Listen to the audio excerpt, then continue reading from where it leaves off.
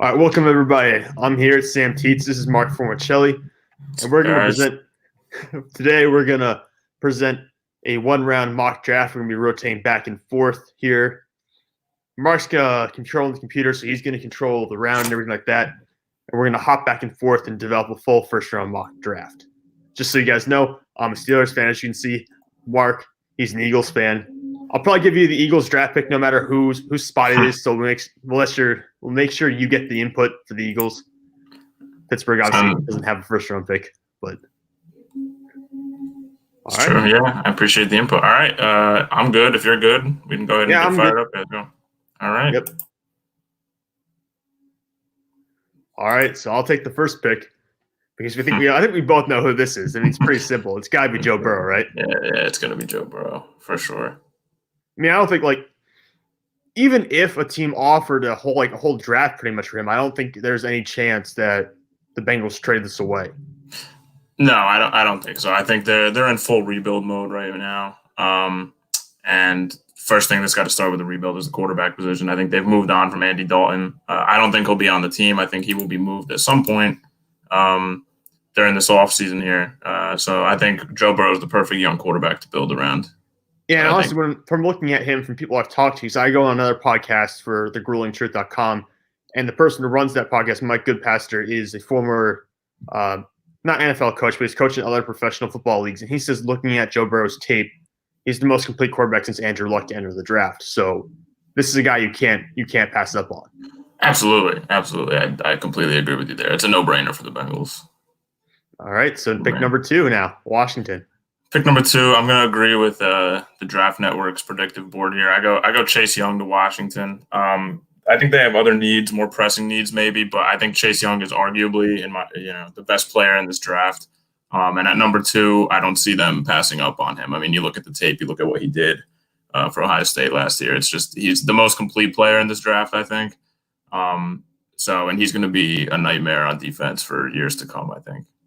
Yeah, I also have Chase Young going number 2 overall. I don't think the Redskins would trade for Kyle Allen if they plan on taking a quarterback, but they traded for Kyle Allen. They got him and Dwayne Haskins now. So I think they're going to battle out between those two. I don't think they're going to take a quarterback. And to me, this is a little bit of a scenario like with San Francisco last year when they took Nick Bosa and they really didn't have to. You just, at this point, they're such a good player. They're such a good prospect. You can't afford to let him go. Right, absolutely. And I think Ron Rivera really likes strong defensive players. You can see what he built down there in Carolina with Luke Kuechly. Thomas Davis was there for a while. So I think what a better way to, again, a team in rebuilding mode to rebuild on the defensive side of the ball with Chase Young here. No-brainer. All right, and now pick number 3, Detroit Lions. This is an interesting spot because Detroit can go a lot of places with this. But I also feel like if someone's going to trade up to try to get Tua, this is going to be the spot they would trade up to. Right. Now, I know in all my mocks, I've never projected a trade. I don't project trades in my normal mocks, but we can do trades here, right? Yes, we can. All right. So let's have Miami trade up. Miami's going to trade up. Let's have Miami trade up to make sure they get Tua because I think Miami wants Tua pretty bad. Right. And look, Miami's got room to trade. Look at all these draft picks. They really stockpiled this last season with all the trades they made, so they can definitely afford to do it. So yeah, if I'm Miami this year, I would try trading the 1 and 2 from this year, the top 1 and the top 2 from this year, and then 1 next year. That would be what I would offer. Is try to keep the 3 picks this year because I like this draft class a lot. I like this draft class really. Yeah, they're loaded. It's a loaded class. Yeah, I think they should try to keep their 3 first-round picks in this class, even if they mean sacrificing a first-rounder next year. Mm-hmm. Okay. I can't do with this program. We can't do picks for next year. Although I agree with you, I don't. Think we just assume that to be filled in that way. Right. Okay. And then the Lions, it would just be for their first-round pick at 3. So this looks good on your end. The Dolphins. Yeah, that's good. Okay, for the Lions here. Let's confirm the trade. This kind of has an AI with it. We'll see if the Lions accept. The Lions denied that trade offer. That's interesting. Really? Why don't you, for this sake, just give them give them the 2s and 3s and try to see whatever. It's messy because we're only doing the first round. So do whatever you gotta do to try and make this go through. All right. So then, just to confirm, you still want Miami for now to have 18 and 26. Yeah, we'll try to keep 18 and 26. All right. So I see no way the Lions turn this down. Surprise, surprise! Look at that. All right, they accept. Lions accepted. All right. And So now they're if this taking is Tua, Tua, I think. yeah, I'm taking Wow. Tua. I know the biggest concern with him are injuries, but if you look back before the hip injury this past year, I mean, he realistically wasn't that different from Joe Burrow in terms of how they were viewing him as a Right. prospect. I mean, if you project out, if he had played the same level for the entire season, he played 13 games, or however many games Joe Burrow played, 13 or 15, I forget. He would have had 55 touchdowns, and Joe Burrow finished with 60. So it's not that huge of a difference between the two players. No, I agree with you there. I think in most player lists, people would put Burrow number 1 and Tua number 2. But there's not a big gap there. I see them almost neck and neck with each other. It's almost like a 1A and a 1B between these two players. Like He's you also said, great. Oh, go ahead. Go ahead. yeah, no, sorry. If just like you said, if Tua played the full season, I think he would have been even closer to Burrow than a lot of people have him ranked. I think he's crazy accurate too. He's an incredibly accurate quarterback. He doesn't make very many bad reads at all. So yeah, he's definitely pro ready. I just want to point out, we're going back and forth here. I think Tua probably would have fell to 5. So while I like that we're doing trades, I kind of disagree with you here that Miami trades up. But I have him going at 5 in most of my mocks. It's just that in this scenario, I feel like we see it every year where teams get cold feet and they trade up, they panic and stuff like that. So that's true. It wouldn't shock me here if someone trades up to 3. That's true. You look at what Chicago did with Mitch Trubisky. They traded up and probably could have had him at the pick they originally had a couple years ago. And Tua is much better than Mitchell Trubisky. Yeah, he's definitely, regardless of if Miami trades up or waits for him at 5, I think they're going to get him. So, and I think they want him bad. So I agree with you here with that pick. So, all right, we got the Giants at 4. This was tough for me. In a lot of my mocks that I've done previously, I have them taking an offensive tackle. In my pre-combine mock, I made 2 of those. I had them taking an offensive tackle, but Isaiah Simmons really blew away the combine. I think besides Chase Young, he might be the best. He is the best defensive player in the draft here. He can play anywhere on a defense, linebacker, safety. He could even play inside slot corner. He could probably run with a lot of those slot receivers. So I got to go with Simmons here, just based on what he produced at the combine. So no question. And I think this tackle class is pretty deep. So the Giants can reevaluate picking an offensive lineman in maybe round 2 and round 3. So I think it's an easy pick to go Isaiah Simmons here. Yeah, this is a spot where the Giants is one that I struggle with sometimes because Isaiah Simmons, if you look at it, he's probably the best available player at 4 in any scenario, I think.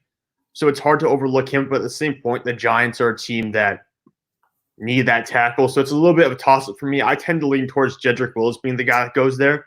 Yeah. But at the same point, I totally agree with you. I think Isaiah Simmons is probably the most versatile player in the entire draft class, and New York needs that kind of anchor in the middle. They did add Blake Martinez this offseason, but I don't think that alone fixes everything for them. No. Plus, Simmons is younger, and he'll be cheaper on a rookie deal, and you'll have him for longer longevity there. Well, he's also underrated he can go in. He can sack quarterbacks too. He got 8 sacks last year at Clemson, so he's a guy who can play all over the field, like you've talked about. Just an all-around versatile. He's like a Swiss Army knife back there. So that leaves the lines. This one's pretty easy now. They traded away Darius Slay, so they're going to go Jeffrey Okudah from Ohio State. I mean, it doesn't take much to explain to see that. I mean, they really need cornerback help.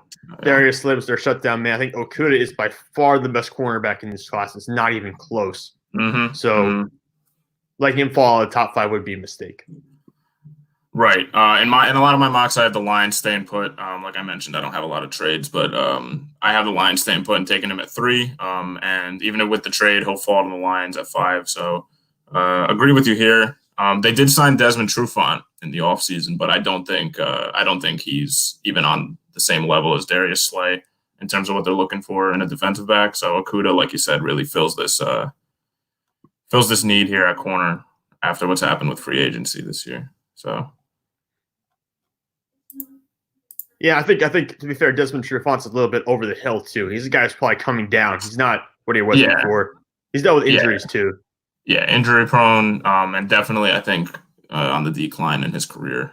He hit his prime probably a season or 2 ago. So yeah, solid pickup for the Lions here with Okudah. All right. Now the Chargers. 6. I hate doing this because I don't think he deserves to go this high. But I think it's going to be Justin Herbert. Right, they didn't trade or sign for a quarterback this offseason. There were rumors whether they were in on Brady or not. I had Brady in a lot of my predictions going to San Diego, or I'm sorry, LA now. But he ended up in Tampa Bay. Cam Newton is still a free agent, so we'll see if that changes since the time we're recording this. But they need a quarterback of the future. Tyrod Taylor is not that guy. He's definitely on the decline in his career. I don't think he's even worthy of a starting level quarterback, but they'll probably roll with him this season and keep Herbert on the bench. But I like Herbert, like I said, but I just don't see him going. I don't see him going this high normally. But given the circumstances the Chargers are in, I think they don't really have a choice. The Chargers are a solid team. They just had they had some bad luck last season, and Phillip Rivers had a down year. So if they can get a plug in with this quarterback, maybe Herbert comes in week 8, halfway through the season, and they can get a decent season, maybe 6-10, 7-9. I would take that for the Chargers. Yeah, I think their offense is loaded. I mean, they got Hunter Henry back on the franchise tag. They bring back Austin Eckler, who had a great year last year. Yeah, Keenan Allen and Mike Williams, those are 2 1,000-yard receivers. And you bring in Brian Bulaga to play. Well, right now they got him lined up at left tackle potentially, even though he's a traditional right tackle. Right. And you bring in Trey Turner, who's a Pro Bowl guard. So you fix up that offensive line pretty well. And I agree with you. I don't think Tyrod Taylor's the future of that spot. I know he made the Pro Bowl in the past, but it's been 2 years now since he's had a starting job. And also, he was replaced. He was replaced in Cleveland. He didn't get to keep the starting job in Buffalo because they didn't pursue him long term. Right. So for me, if you're looking at those two franchises and those two franchises jettison you, I don't think he's going to get the starting job long term with the Chargers. With the Chargers, no way. And I've had Herbert or Jordan Love going to the Chargers in every one of my mocks up to this point. Mm-hmm. I'm working on a 4.0 right now where I kind of change things up just for the hell of it, and I put Mekhi Becton going there. Okay. Because I would put Becton at left tackle and switch Bulaga back over to his traditional right tackle spot. Because I agree with you. I don't think Justin Herbert belongs at number 6. If you were to rank all the prospects in terms of like talent, he'd be like in the mid to low 20s, in my opinion, somewhere in that range. Absolutely. But at the same point, it's quarterbacks in the NFL. It's the NFL draft. They always go high. Right. Especially, you build around your quarterback, so you want to get him and secure him long term. So definitely the right choice for the Chargers here. So, all right, that brings us to Carolina at 7. Yeah, and if you're looking at Carolina, for me, there's a lot of holes here. They gave their coach a long-term deal because they expect a long-term rebuild. Yeah. And you really have to, because you look at it, you letting go of Cam Newton. Greg Olsen is now with Seattle. Luke Kuechly retires. And you've got all the issues on the defense side, but like Gerald McCoy's gone, Marvin Addison, who's another long-term player, he's gone. Mm-hmm. Your best cornerback from this past year, he's gone as well. He went into free agency. So you've got a lot of issues on the defensive side of the ball. I'm thinking you need someone to pick up where Luke Kuechly was kind of and be like the centerpiece of that defense. So to me, the top prospect available is Derek Brown. And I think it has to be Derek Brown here at 7. Defensive tackle from Auburn. Because he's an elite player. He's one of the few blue chip prospects in this draft. I have 13 blue chip guys who I think are just better than everyone else. And Derek Brown's right around 6 or 7 in terms of that range. So I love what he can bring to the table. Right, I agree with you. Like you said, they have a lot of holes on both sides of the ball, but more so on the defensive side of the ball. And when you mentioned Kuechly retiring, he'll definitely fill up that defense. I think he's great against the run. Big guy, as you see here on the screen, 6'5", 318. So he could definitely fill that interior role on the inside of the line there. Just one of few pieces they need to add to the defense here, but definitely the right start with this guy right here. All right, on to the Cardinals. This is an interesting one, Mark. Where are you going with this one? Yeah, this is interesting. So in my pre-combine and then post-combine mocks, I had them taking CeeDee Lamb at wide receiver because they really need wide receiver help. They need to get Kyler Murray some weapons because he's the future there. And then that Hopkins trade kind of came out of nowhere, which I'm still dumbstruck about that they were able to get him for that price. Hey, Bill O'Brien, baby. Yeah, the most questionable GM in the league. And I don't see them taking a wide receiver here because, and we've talked about this a lot off screen, this wide receiver class is so deep. So you can get a playmaker in round 2, 3, and even into round 4. I think there are a lot of good playmakers and maybe even some development players that you can do at wide receiver. So I see them taking Wirfs here out of Iowa. my top tackle in the draft, I know a lot of people put what's his name from Alabama up here. Jedrick Wills. Yeah, Jedrick Wills. I know a lot of people put him at the top tackle in this draft, but Wirfs jumped. He jumped higher in the vertical than a lot of wide receivers did at this combine. He's an athlete at 6'5", 322. Most people can't move like he does. But he's incredible. I'm going to scroll down to the bottom here. Like they say, a plug and play starter at the next level. And at the bottom, they mentioned moving him to guard, but I see them keeping him at tackle. I think he's got the body and the frame to do it, and overall just the talent. So I'm going to go Wirfs to Arizona at 8. Yeah, I recently dug into both Wirfs and Judge Will's player profiles when I was doing an article about the blue chip prospects, and I have them basically as the number 1, number 2 lineman in this draft. Mm-hmm. And I flip-flop back and forth. I still have Jedrick Wills as my number 1. But Wirfs gives you a little bit more versatility because he's played right tackle and left tackle in college as well as guard. Right. So you can play him basically anywhere you want to at the pro level. I think he's good enough to do it. He's a little bit more raw than Jedrick Wills, in my opinion, a little bit more of an unfinished product, but he's definitely has more of the athletic potential to become an all-pro guy. Oh, yeah. I think it's got to be him and Wills are easily number 1 and 2 in terms of offensive line. Oh, yeah, I agree with you there. They'll plug him right in and then start building around Kyler Murray, get him some help on the offensive line. So, all right. Number 9. See, I think we go opposite ends of the spectrum here. I made a recent mock where I had something interesting happen here at 9, so I'm going to see what you do. This is our trade spot potentially for me because that's what I see happening. There's so much like the Jacksonville. We said Jacksonville is declining. It's obvious. Jacksonville is probably going to trade Leonard Fournette within the coming year. I believe they're probably going to offload their remaining assets. So right. I don't really know if you're Jacksonville. I don't think you start rebuilding right now. I think you try to trade back and get more assets to rebuild later. The question is who wants to trade up to this spot right now? And I'm looking down the draft. I don't have an obvious answer ready for you because like I said, I don't do trades in my normal mocks, so I don't have an obvious answer for who's ready to trade here.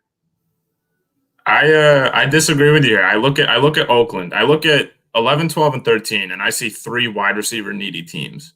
And we talked about the wide receiver position a little bit, but to touch on it more, I'm going to scroll down so people can see the names here. By the way, I dislagree with this ranking list, but you see Ruggs, Lamb. You see Ruggs, Lamb, and Judy. I would almost switch Judy and Ruggs here. But CeeDee Lamb to me is the most athletic playmaker at wide receiver. So to me, Jacksonville has obvious needs, but no one at you look at the top 3 needs here. No one in this draft is worth the pick number 9 of who's available at these positions. So I see Oakland trading up because I think Oakland is really high on CeeDee Lamb. And I think they have to jump because if CeeDee Lamb falls to 11, I think the Jets are going to get him. So yeah. I see Oakland trading up with Jacksonville here. I don't know if that's a realistic thing you see, but we can discuss it. It's open for discussion on your end. No, I'm open for that. I think we should make that move. I agree with you. I think that's a good move to make. The question is, what do you offer? Because we got to see what the picks are here. But in a lot of mocks, hold on, let me pull up. So Oakland has 2 first-round picks. I see them giving away 12. Yeah, I see them giving away 12 to Jacksonville to move up. And their last 3rd-round pick, sometimes I've done this before. Sometimes it works, sometimes it doesn't. But just for number 9. And I don't know if you agree with that or disagree with that. If you want to change, I think that's fine. I think Jacksonville will try to wiggle a 1st and 2nd out of them probably, but they don't have a 2nd one in this year, and we can't really do that because we can't look at next year's picks. Right. But so yeah, let's just make it work. I think they'll get a 1st and 2nd probably if they try doing this. We'll see if this works. If this doesn't, then they accepted. There we go. Okay. All right, easy. There we go. Easy. All right, so they pull up, and I agree with you. I think CeeDee Lamb is the top receiver. Why for me, CeeDee Lamb's the top receiver in the draft. I know you said possibly Judy. I like Lamb, and I did have Jets taking Lamb, and then the Raiders taking Judy in my last mock that I'm working on right now. So I think it's smart for them to jump up. I think this has got to be Lamb now if you make this trade. Yeah, I agree with you. All right, Cleveland. The eternal dumpster fire.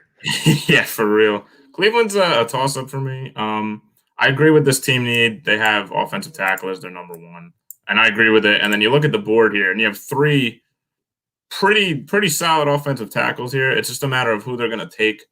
I see Wills falling for whatever reason. I really like Becton out of Louisville.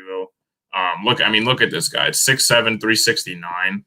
And he's one of the best pass protectors in this draft. And Cleveland, and they're not Oakland anymore, they're Las Vegas.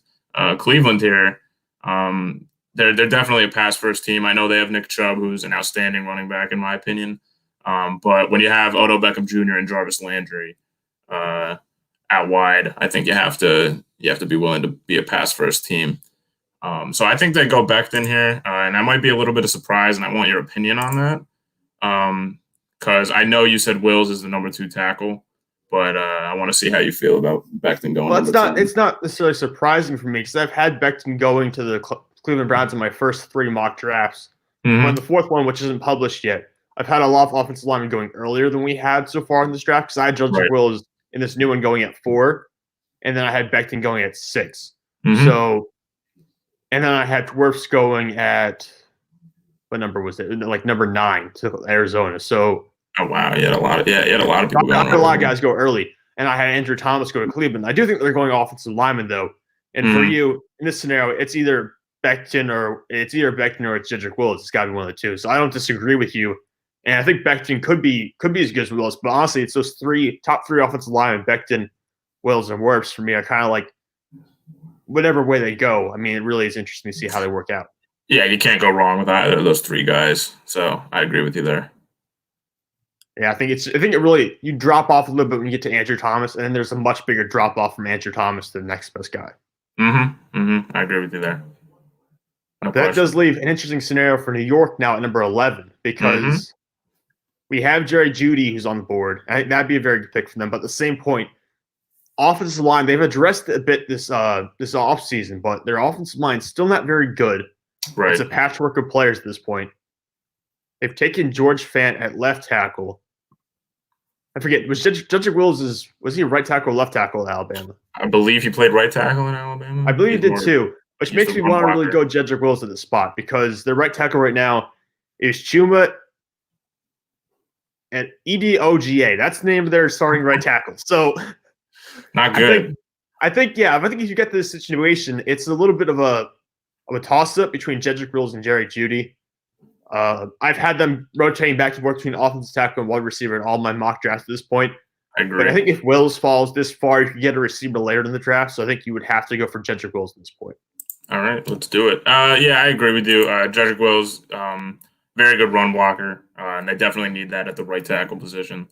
Look at his measurables here, 6'5", 320. So again, and all these offensive tackles, they're big. They've got the wide frame. They can produce at the pro level. And like you said, if he falls that far, I think he's too good. If this happens, let's say our mock is perfect so far, I think it would definitely their decision would come down to Jeudy or Wills. But like you said, they really need to bolster their offensive line. And this wide receiver class is pretty deep, so you can get a playmaker. I think Wills is the most polished offensive lineman of the group right now, of the top 4. Yeah, I would agree with you there for that. But again, when I look at offensive, I look at team need.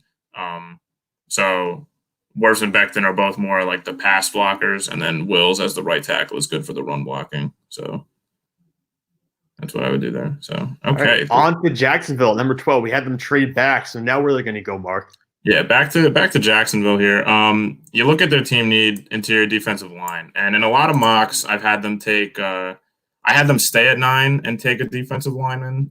But then I thought to myself, I don't think he's worth that number 9 pick, and I think like we decided, a lot of teams might try to trade up for one of those to secure one of those top 3 wide receivers, and what the Raiders did with CeeDee Lamb. So I'm going to have them take Kinlaw here from South Carolina.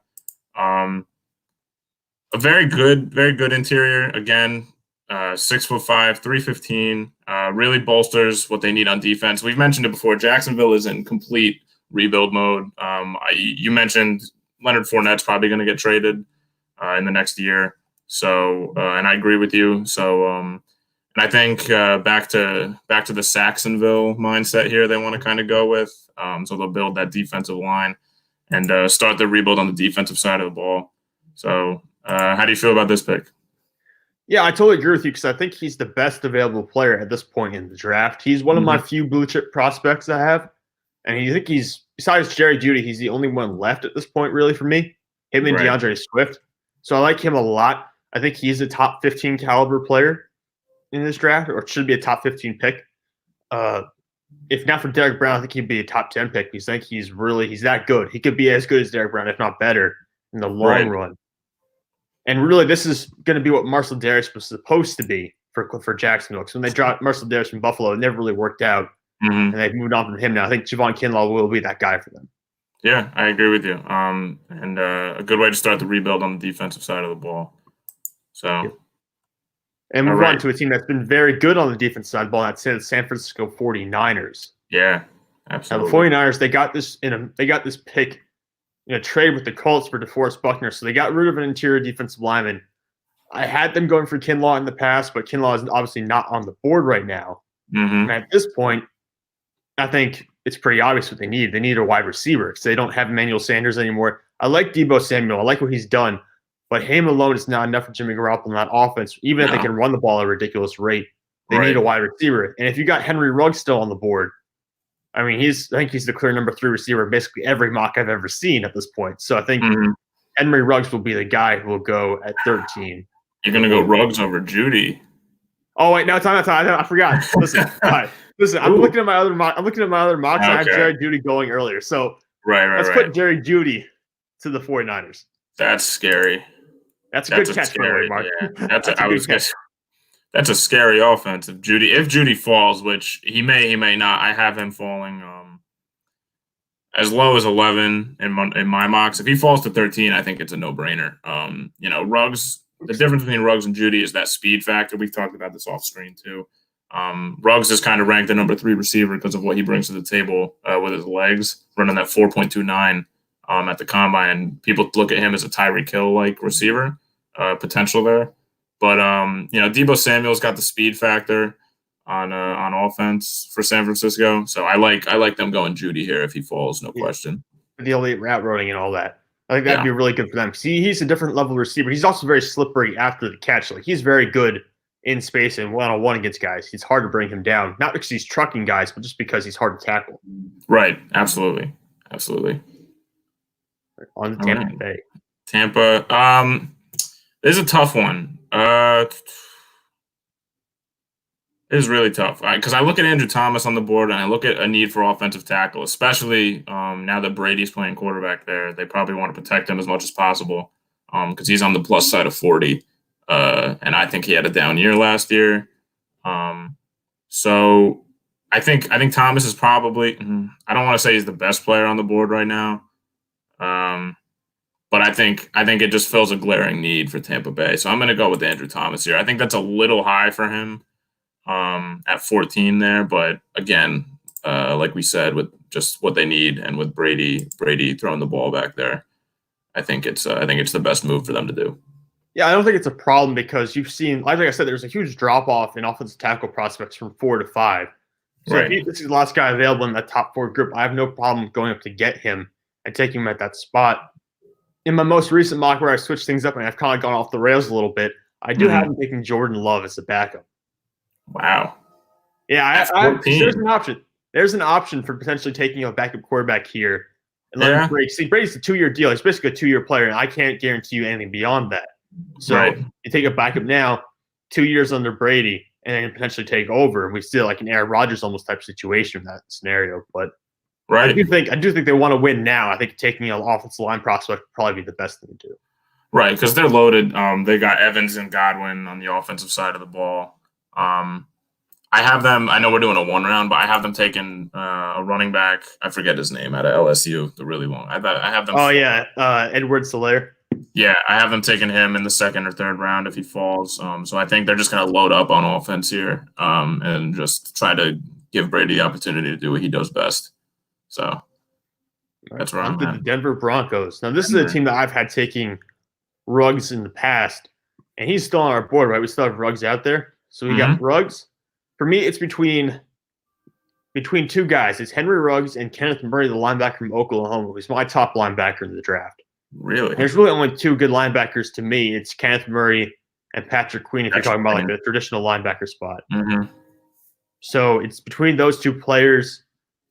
If Ruggs is still on the board, I think they take Ruggs because you have Cortland Sutton and you don't really have a reliable receiver behind him, and you've got a young quarterback in Drew Lock who you've given Melvin Gordon and Philip Lindsay. So I think at this point, with the offensive lineman off the board at this point, you should probably go wide receiver and take Henry Ruggs. Yeah, I agree with you. Cortland Sutton is their clear number one wide receiver. And then Henry Ruggs adding, I don't want to say depth, but that's really what he brings. He brings speed to the table, like we've mentioned, 4.29 at the combine. He's not a lot of people view him as like a slot receiver with quickness, but at 6 feet tall, I think he can really play on the outside if he needs to in that number 2 spot for Denver. And he's got the speed to take the top off of a defense. So no question they get a playmaker here at 15. On to Atlanta. Atlanta, a team that's fallen off last couple of years. Who do you think they're going to take at the spot? Yeah, pre combine and pre free agency here, I had them taking Calavon. I guess that's how you say his name, Calavon. But Kayvon Chason. Yeah, Chason, that one. So because I really like him as an edge rusher and kind of a raw prospect. We've talked about LSU. Sometimes their pass rushers don't really translate well to the NFL. So I've had them taking him in the past, but now, I think they need secondary help. Desmond Trufant is gone. So they need a true number one cornerback. And I look at CJ Henderson here out of Florida, and the NFL is evolving into like a true, you want corners who can just run with receivers and lock them down and play press man coverage. And CJ Henderson, I think, is the best corner in this draft to do that. So I have CJ Henderson going to Atlanta here at 16. Mark, you've made my life so much more difficult by doing that because I had CJ Henderson going to Dallas in the next round. I know. I think that's where Dallas would like him to be.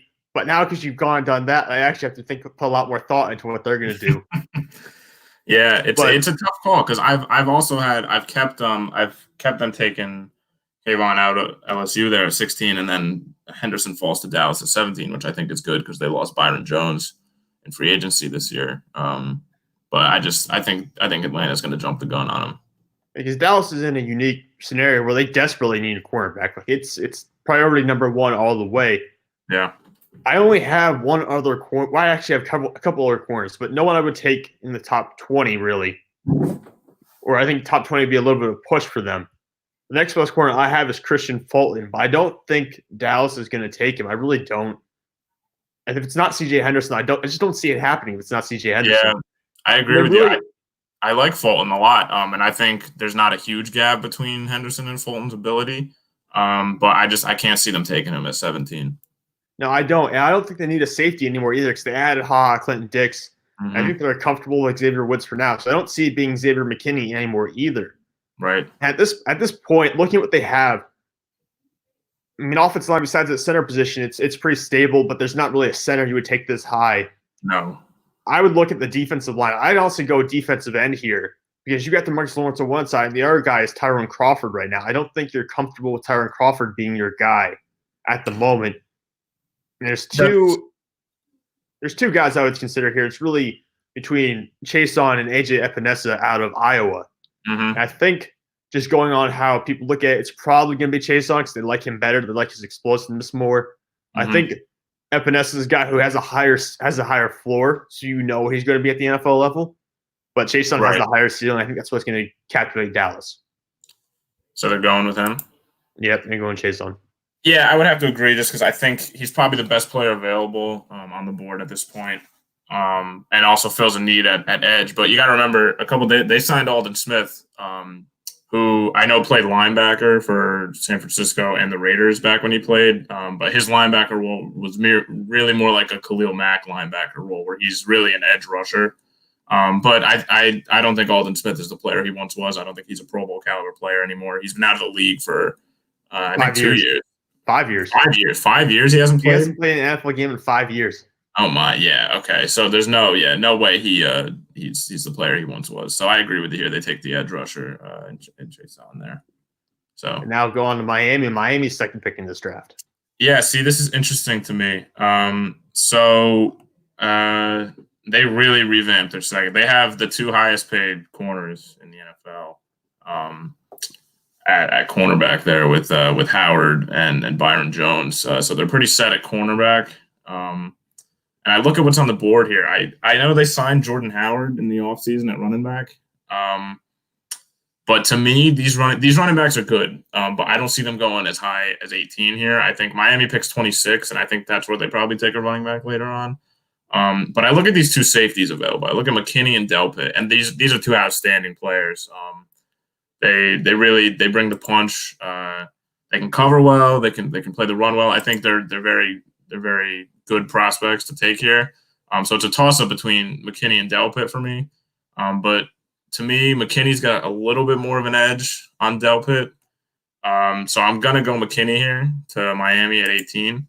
And I know that doesn't fill a big need for them, but I just look at what's available, and I think he's probably their top player on Miami's board at this point. No, I think you're right on the mark. So actually, in my mock 4.0, which isn't out yet, I haven't taken McKinney at this spot as well. I haven't taken him because I think they need to, after getting rid of Rashad Jones this year, they need to get a safety in there. I think Grant Delpit has a higher ceiling than McKinney, but I think McKinney's a more well-known player. We know he's going to be at the next level a little bit more.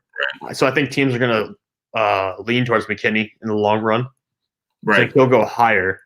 And now that brings up the Oakland Raiders. This is their second pick overall in the draft, I think. Yeah, second pick, because we had them trade up to 9, and they kept this pick. So all right, so it's their second pick in the draft. They have a couple needs they could address here. I think Kenneth Murray's still on the board at linebacker, like I said, my top linebacker in the draft. And there's also Christian Fulton, who a guy I think Oakland could jump on because they need a little bit of cornerback help. They have Trayvon Mullen there right now, who was from Clemson last year and did pretty well. Right. They were going to have Eli Apple, but Eli Apple actually backed out of the contract negotiations with them. So they really need a corner right now. They also added Tyre Whitehead recently. They didn't add Tyre Whitehead. They added Corey Littleton over the summer, over the spring, and also added a linebacker from Chicago. So they've added some linebackers. I would like to say Kenneth Murray here, but I think they probably would go corner instead. They'd probably go Christian Fulton at this spot. Yeah, I agree with you. I think Fulton's the second best corner. Like we've mentioned, he's kind of the gap isn't big between him and Henderson. But I do like Fulton to Las Vegas there at 19. I think he's also pro ready, and I think anyone from this LSU team is pretty pro ready. So you can't go wrong picking anyone from LSU. And Fulton is definitely the guy to go with here. So that moves us to Jacksonville now. Jacksonville. Jaguars. Yeah, second pick here for Jacksonville. I'm going to propose something to you. Can you see my cursor right now? Yeah, I can see your cursor. Okay, so can I do 20 and 21 since I'm an Eagles fan, and then I'll give you 22 and 23, and then we'll go back to every other, starting with me. Yeah, sounds good. We're good with that. Okay, cool. Because I'm going to be honest with the crowd here. 22 and 23 are very hard picks for me to make, and Sam knows a lot more than I do with these prospects right here. So I think him picking from Minnesota and New England will both present a challenge to me for what else is going to be left, and also be more insightful for you guys. So, all right, cool. So Fulton, he's either going to go 19 or 20 for me. It's either Fulton goes 19 to the Raiders, or the Raiders pick the prospect I'm about to pick for Jacksonville, because I see them as kind of almost interchangeable. I think they're going to go Delpit here, Fulton's teammate from LSU. I like Delpit a lot. As an Eagles fan, I wasn't going to be upset if Delpit fell to the Eagles and they took him at 21 if they couldn't trade up, which I don't see them doing for one of the top 3 wide receivers. I would have been fine with them taking Delpit. I think Delpit is a very good safety. Like you mentioned, he has the high ceiling at the safety position in this draft. You just go back and watch the tape, and he's all over the field. He kind of reminds me of what Malcolm Jenkins did for the Eagles, where you can plug him in anywhere and he'll play. He's a hard hitter, can cover well, can cover tight ends well because he's got this 6'3" frame. So I think he's the one to go here to Jacksonville at 20. Yeah, there are some concerns about his tackling, but I don't really think they're that big of a deal to say. I think he'll be good enough where you can make up for that in other plays he makes. So I don't think he'll suffer long term from that in the NFL. No. And that gives you Philadelphia's pick now. Yeah, this is easy for me, and I have a lot of opinions on this, and any Eagles fans that might see this will probably disagree with me here, but I'm going to go Justin Jefferson, and I have a lot to say about this pick here. people rank him as the fourth best wide receiver. I have him as the fourth best wide receiver in this draft. But he's not far behind. Obviously, you have 1 and 2 together with Lamb and Judy. A drop off a little bit to 3 with Ruggs, but then the gap between Ruggs and Jefferson, I don't think is that high at all, or is that big at all. Jefferson, he's got glue hands. He catches everything that's thrown to him. I mean, look at his build: 6'3", 192. He ran a 4.4, I believe, at the combine. So he's got speed for his size there. And you can plug him in anywhere on the receiving end on the offense. You could line him up at tight end, outside, inside in the slot where he kind of thrived at LSU. So a lot of Eagles fans see, if the Eagles don't trade and they settle for Justin Jefferson. But, I mean, settle for Justin Jefferson because I think he's an awesome prospect, and I think he can immediately make plays for the Eagles and give Carson Wentz a much-needed weapon on the offensive side of the ball. No, I think he's the third most secure receiver in the draft. I feel very confident in him, Judy, and Lamb that they'll be very productive for the next level immediately. Mm-hmm. So I do like Justin Jefferson. I have him going to Philadelphia as well. I think that's the right pick for them, honestly. I think he's a really good receiver prospect. I don't think they'll regret that at all, especially because they've already taken care of safety and cornerback needs this offseason a little bit. So you don't really need to focus on those. You can actually take care of your receiver instead. Right, absolutely. It does, like you say, make 22 a little bit more difficult because I would love to take Justin Jefferson at 22. Yeah, I've had that a couple times too. But you've gone now and you've taken him. So Minnesota at this point, the Vikings have a couple of needs, most notably on the defensive side of the ball. I feel pretty confident on offense. They do need a receiver, but again, in this giant clash, you can kind of find a receiver later. Mm-hmm. But they really need a cornerback because they've gotten rid of Trey Waynes. Well, Trey Waynes left in free agency. Kenzie Alexander left in free agency. And then who's Xavier Rhodes they cut because he's just terrible last year. Yeah. So their top corner right now is Mike Hughes. So they drafted him the first round last year. And he was terrible. He was terrible as a rookie. Yes. He's not a first-round caliber guy, but they took him early anyways. They really suck at drafting corners in Minnesota, honestly, because Trey Waynes is our first-round pick. Xavier Rhodes was 2. So then Kenzie Alexander, pretty sure, was the second-rounder. So they really don't draft corners well. Very well. I think they're going to avoid cornerback for now. I think they're actually going to the defensive end spot because they did not bring back Everson Griffin. Right? Yeah, Everson Griffin. He's still a free agent as of now. Because they didn't bring him back, and originally I thought they were going to, and originally everyone thought they were going to. They never came to a contract decision. He was very productive for them the last couple of years, but he's not there anymore. So they don't really have a defensive end lining up alongside Danielle Hunter, who's tremendous. Danielle Hunter is one of the best defensive ends in football. Mm-hmm. To this point, there's one defensive end who I really consider qualified to take the spot, and it's AJ Epinesa out of Iowa. I do think it's maybe a conservative pick, but I think it's the pick to make nonetheless. Yeah, I agree with you. You mentioned before he's got that higher floor than Tristan does out of LSU because he's going to produce right away. And him lining up with Hunter, I think, is very scary. Like you mentioned, you can bring back that purple people eater kind of mentality they used to have back in the 70s or 80s there in Minnesota. And I agree with this pick here. I have them in some mocks taking Gladney out of TCU. And that's me and you have gone back and forth about that. Yeah, about the corners. Yeah. But I agree with them taking an edge rusher here. I've had them take a wide receiver sometimes too. But I agree with this pick here. No question. Yeah, no. Now you give me New England, which is where everything kind of goes to hell here. Yes. Let me read you out. In my first mock draft, I haven't taken Cole Kmet. There's going to be no Titans taking the first round now. I realize that. I had them taking Cole Kmet originally. Mm-hmm. The second one, I had Jordan Love. I don't think they're taking a quarterback. I don't think they're honestly going to roll with Jarrett Stidham, Brian Hoyer, and maybe one other guy, and that's going to be it. And then they're going to evaluate things next year. Yep. My third mock, I had Zach Bond at edge, which this pick I still like. I think it's a New England type player. Mm-hmm. And my fourth one, I have Chase Young falling to them. I think it's going to be an edge rusher. I do think it's going to be an edge rusher at this point because, like I said, receiving options, tight ends you can find later in the draft at this point. Mm-hmm. I don't think they want a quarterback for the future at this. I think they're going to wait until next year. They might tank. Not tank, but they might strategically lose for a year and then try to get a quarterback next year. Right. So I think this is actually going to be Zach Bond. He's an edge rusher from Michigan. And he's not a guy you see going every first round, but I think New England's a type of team that likes to, try to find that kind of prospect, try to find that diamond in the rough. I think Zach Bond's the kind of guy who will be there for sure at this point in the draft. I think he's that kind of guy that they'd like to have, a versatile kind of player.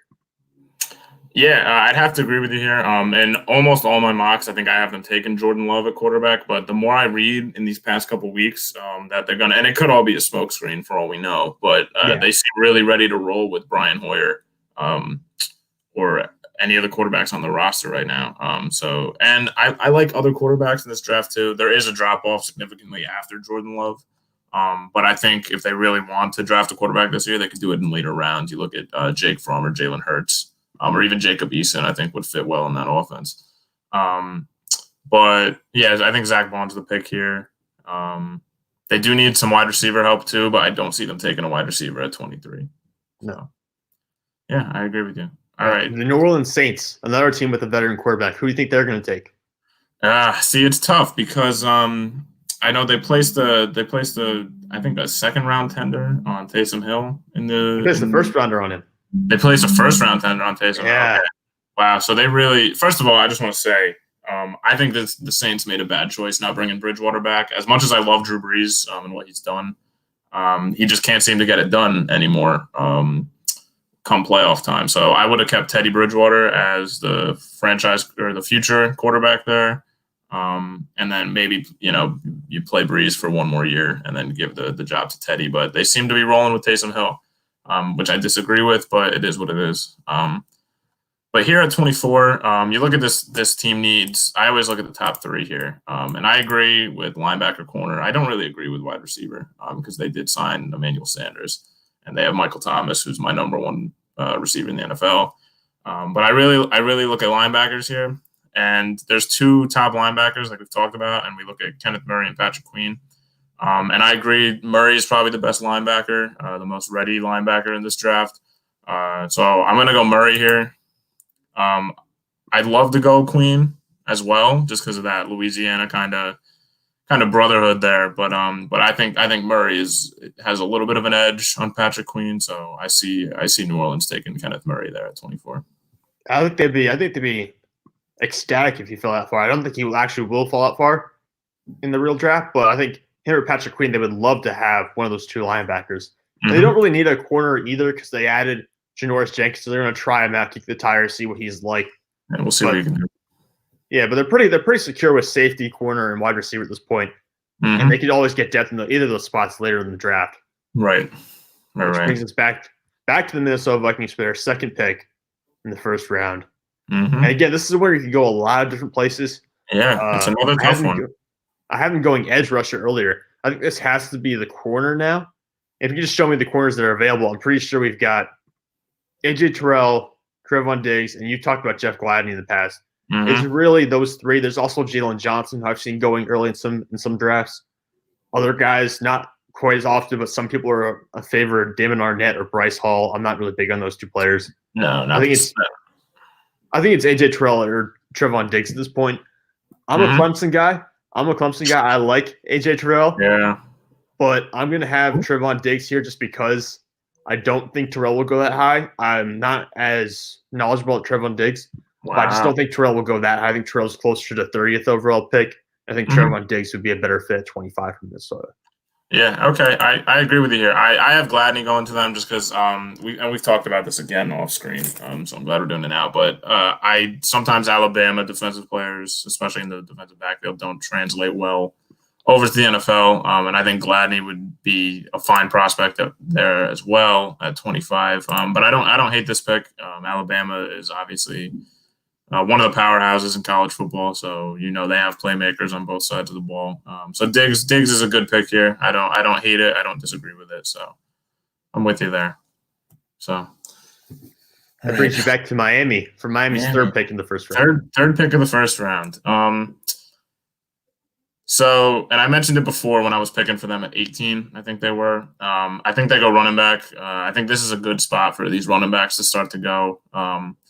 They did sign Jordan Howard in the offseason, but I believe it was only a 2-year deal. And as much as I love Jordan Howard as an Eagles fan, I love what he did for us this past season. I would have liked the Eagles to bring him back, but he's in Miami now.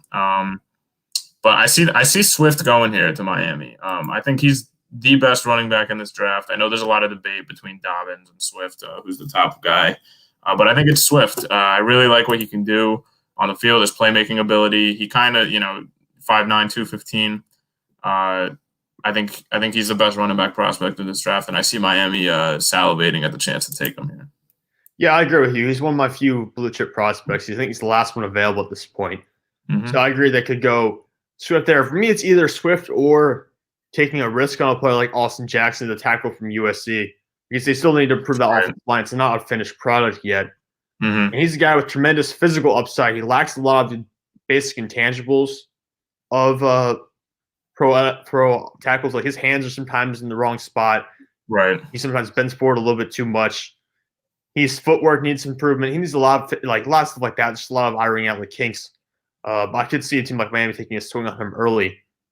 But that brings us to 27, Seattle Seahawks, a team that has whiffed on both of their last first-round picks. They took Rashad Penny back in, 2018, mm-hmm. and LJ Collier last year from TCU. Both those, in my opinion, were mistakes. And I think Seattle's a team that at this point, after building early in the 2010s, one of the best defenses in football through the mm-hmm. draft, they're now at a point where they're screwing up every draft pick. Yeah. And for me, this could be another mistake or another reach for them. I see a guy I don't know if they take Austin Jackson necessarily because he's a left tackle. They would have to move him to right tackle, but mm-hmm. I could see him taking Yetur Gross-Matos. I'm sure I pronounced that wrong, but from Penn State, I could see that being the move. Yeah, I could see that being the move potentially. I could also see him going maybe defensive tackle, maybe corner, something like that. I think it has to be a defensive side of the ball if you're going to do anything at this point. Right. Well, I'm just going to, for the sake of it, because they haven't taken Jadeveon Clowney back yet. I think they might get him eventually, but we're going to go with the Penn State edge rushers for now. Yeah, I agree with that. I think that's a smart pick. They really need help on the defensive side of the ball, especially if they don't bring Clowney back, because he's demanding a lot of money. But I think he's down. He was at $20 million a year he wants, and I think he's bumped back down to like 17, 18 million a year, which I still don't think he's going to get. But it's the safe play here. He's too injury prone. Yeah, and he didn't really produce last year. He was on a prove it deal or a prove it. He was in a contract year, they call it, last year. And I don't think he earned that $20 million. So I think it's the safe play here to take an edge rusher for sure. All right, now Baltimore. Originally in a lot of my mocks, my pre-free agency and pre-combine mocks, I had them taking interior defensive line, and then they got so many defensive linemen between free agency and trades. They obviously signed Calais Campbell. They signed, I believe, 2 interior defensive linemen this year after Derrick Henry ran all over them in the playoffs. So I think Derek they're pretty Wolfe set. From Denver is one of them. Yeah, Derek Wolfe they signed. So I think they're pretty set on the defensive line. But I look at this linebacker position, and I look at Patrick Queen, and if he falls this far down, I think Baltimore is just going to take him because he's they haven't really had a Ray Lewis. Well, they had C.J. Mosley, but he's gone now. So I think Queen can kind of bring that Ray Lewis type of intensity back to Baltimore at the linebacker position. So I'm going to go Patrick Queen here. Yeah, I think you're absolutely right. I think that's what they're really missing. They're missing someone in the middle to command that defense. They've got the front right now, but then they've got the secondary too. They just need the linebacking core. I think that's a right move. That's a move in the right direction for them. Mm-hmm. That brings up Tennessee, a team that also probably needs some defensive help. Look at the Titans. They could also use maybe a little bit of offensive line depth because they just lost Jack Conklin at right tackle. Yes, sir. So they could go in a bunch of different situations right now. They also traded away Jarrell Casey. That's something else you have to consider. Mm-hmm. But it's hard. This is a difficult one. This is another team that has a lot of good talent, but they also have a lot of directions and places they can improve on. I've had them taking Josh Jones in the past at offensive tackle just to solidify the position. Mm-hmm. But in this case, with this number of players still on the board, that's a more difficult call to make. I think it will be – I won't be a cornerback. I don't think it can be a cornerback because you got 2 good, decent corners right now in Adoree Jackson and Malcolm Butler. You don't really need one to fill in. I'd need to stick with Josh Jones, honestly. I'll stick with offensive tackle at this point. I think you just stay with the offensive line, build that offensive line back up. Yeah, I agree with you. I've had them taking Gallimore here at Oklahoma at 29 just to kind of, like you said, they traded Casey in the offseason. But Yeah, I think Josh Jones, to me, the drop off from him to Andrew Thomas in my rankings is significantly higher than any gap between any other offensive tackle. But he's still a good prospect. And like you said, they can really solidify that offensive tackle position after losing Conklin in the offseason there. So, yeah, I agree with that pick. I have no problem with that one. Okay. All right, on to Green Bay. Aaron Rodgers' team. Where are they going, Mark? Yeah, I think they got to go offense. They do have a need for tight end, but I don't think any tight end is worth a first-round pick in this draft. I look at Mims here, and Mims has been rising on a lot of draft boards and we've talked about it, that he's kind of like the hidden gem of this wide receiver class, is that he can produce right away. But I don't see them. Mims is not my fifth-ranked wide receiver here. I really like I like Rieger too. I like Chenault, and I like Higgins. So they could take any one of those guys here. But when I look at Green Bay's wide receiver core, led by Devontae Adams, he's kind of that big-bodied, throw it up, go up and get it type of receiver. So they need speed on the offense side of the ball. So I'm going to go Rieger here out of TCU, which is really high and honestly a new pick for me. I've never had Rieger going to Green Bay there, but I think he just fills a need at wide receiver for them. He's exactly what they're looking for. Yeah, I mean, I'm going to disagree with you on that because he's not, like I say, Rieger's not first-round grade in my opinion. Right. I don't have him going that high. If there's going to be other receivers that will go in the first round, I've got Chenault and Higgins going earlier than Rieger. Mm-hmm. But again, I agree with you that the speed factor is something that would probably attract Green Bay to him. At the same point, I think Devontae Adams, who's 6'1", he's a little bit more of a do-it-all kind of receiver, not really the jump ball kind of guy. Right. I could see someone like T. Higgins, who's more of the size. So you add Adams, who does a little bit of everything. You add T. Higgins, kind of the size. Yeah, that's true. That's true. I think it's wide receiver. I think it's probably going to be wide receiver. Yeah, it's got to be one of those wide receivers. I say Rieger just kind of mix it up because I think I have them taking Higgins in my my post free agency mock 2.0. But Rieger, just to shake things up, he gives them that speed factor that I think a lot of teams are looking for now because they see how Tyreek Hill has produced for the Chiefs. So yeah, we're on the second to last pick in the first round, the defending NFC champions, and it's San Francisco 49ers. Now they're a team that has some holes in the secondary because we already have them take a wide receiver. That, for me, fills up the offensive position for them. I don't think they're going to go back to the offense again. I think they'll look defensively. We've talked about interior defensive line possibly. There's guys like Neville Gallimore's out there. There's also Ross Blacklock from TCU. So there's some guys in the interior potentially. But I'm going to lean towards A.J. Terrell from Clemson because we've already taken Trevon Diggs off the board. I think A.J. Terrell is the first-round caliber corner, so I'm going to have him go at 31. Wow, that Clemson bias there. It is a little biased. I'll admit it. I'm a little biased. I don't hate it though. I think Terrell's very good. I could see them taking Gladney here because I think Gladney is a lot better than people give him credit for when you're looking for man-to-man corners. But yeah, Terrell could easily be the pick there. I like what he did. You watch the tape, and I think he's a good all-around corner, and I think he can do exactly what they need him to do. Which takes us to the Super Bowl champs, Kansas City Chiefs. It's a tough one for me. They have some decent needs on the defensive side of the ball. But to me, I think the Chiefs have proved that offense can now win championships. And the only position not solidified on that offensive side of the ball is running back for them. They tried to roll with their running back by committee with their Williamses last year, and they had McCoy coming in and out. But I look at J.K. Dobbins here, and I think he's the best running back available right now. You could make an argument for Jonathan Taylor, but I really like Dobbins here to Kansas City. All right, that's the end of it. I think I agree with you. I like Dobbins to Kansas City. I've had that pick before in multiple mocks. Actually, my 4.0, I actually have Jeff Gladney going here. I had him going defense after all. And I finally get Jeff Gladney in the first round. But yeah, it is. I agree with you. I like the pick of Dobbins. We're going to quickly end it here, though, because I don't know if there's a time limit restriction on this, and we're approaching 1 hour. We're at 59 minutes and 15 seconds. Ooh, so I want to wrap it up here. Just real quickly before we end this, some of the best remaining prospects. I don't think we got Justin Herbert in there. We didn't get Jordan Love in there. Those are two guys who potentially go in the first round. Yeah, I've had Jordan Love going in the first round. We also have T. Higgins who didn't go. That's a guy who we didn't have. Laviska Shenault. That's another one potentially. That's most of the guys I think were first round caliber players. Yeah. But anyways, Thank you guys for watching. This is going to end it. We're at 59 minutes and 45 seconds, so we're going to end it right now. Thank you for watching. All right. Thanks, guys.